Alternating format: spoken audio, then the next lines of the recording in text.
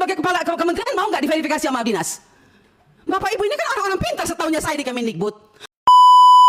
Detik-detik Nadiem Makarim kena semprot dalam rapat membahas anggaran Kemendikbudristek bersama Komisi 10 DPR.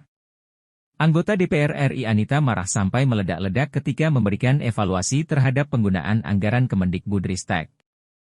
Awalnya Anita masih bersikap santai ketika melaporkan temuan masalah-masalah pendidikan di daerah pemilihannya.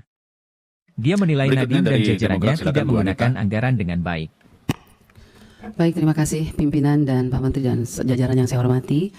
Pertama-tama kita semua mengetahui bahwa ada kekurangan anggaran ya 15 triliun. Tetapi kalau menurut saya mari kita koreksi diri.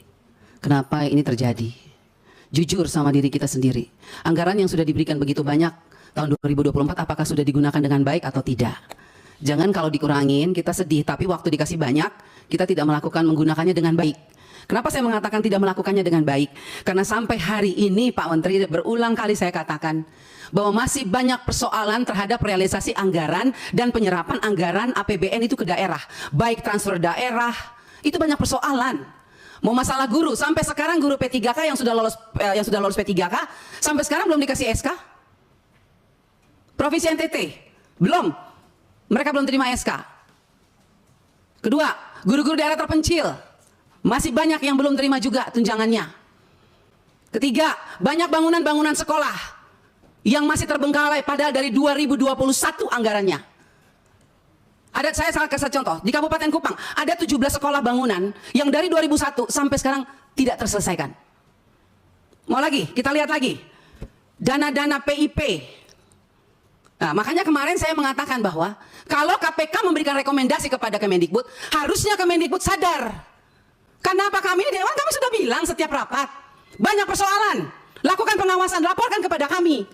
Tapi kami tidak pernah didengar. Ya kan? Akhirnya sekarang KPK memberikan rekomendasi, baru seakan-akan Kemendikbud kayak kebakaran jenggot. Bahkan kami anggota pemangku kepentingan mau diatur sama Kemendikbud untuk melakukan verifikasi oleh dinas. Loh, Anda sebagai kementerian mau nggak dilakukan verifikasi sama dinas? Jangan suruh dinas, jangan suruh apa yang kita usulkan harus dilakukan verifikasi oleh dinas. Kita ini lembaga tinggi negara, wakil rakyat.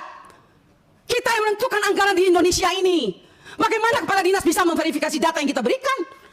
Anda sebagai kepala kementerian mau nggak diverifikasi sama dinas? Bapak Ibu ini kan orang-orang pintar setahunya saya di Kemendikbud. Orang-orang berpendidikan. Kok bisa salah mengambil kebijakan? Anda mengeluarkan Perseksjen yang di mana poin nomor 3 dikatakan bahwa data yang direkomendasikan sebagaimana dimaksud pada huruf B diverifikasi oleh dinas pendidikan. Loh, kita ini pemangku kepentingan usulkan itu dari Dapodik sekolah. Dapodik itu harusnya kan, makanya tadi Pak Andre bilang, operator sekolah itu diperhatikan. Karena semua itu dari operator sekolah. Kepala sekolah aja kadang-kadang tidak tahu apa yang terjadi dilakukan oleh operator sekolah. Dinas pendidikan juga nggak tahu. Nah, kementerian juga. Jadi kalau mau melakukan verifikasi, harusnya kementerian melakukan verifikasi terhadap dinas, dinas lakukan verifikasi terhadap kepala sekolah, hasil verifikasi itu baru diberikan kepada kami.